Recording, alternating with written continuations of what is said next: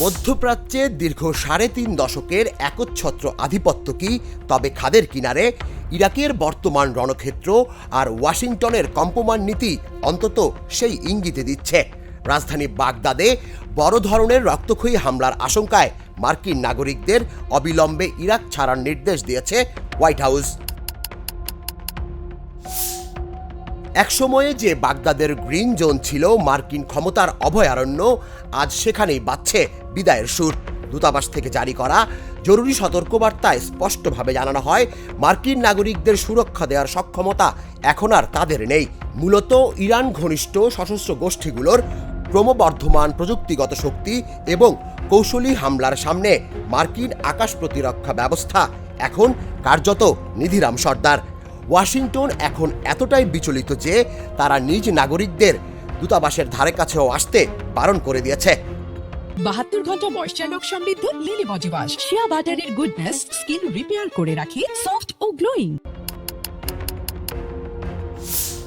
এদিকে ইরাকের শক্তিশালী সশস্ত্র গোষ্ঠীগুলো এখন সরাসরি তেহরানের সাথে সমন্বয় করছে, ফলে মার্কিন ড্রোন বা বিমান হামলা তাদের দমাতে পারছে না।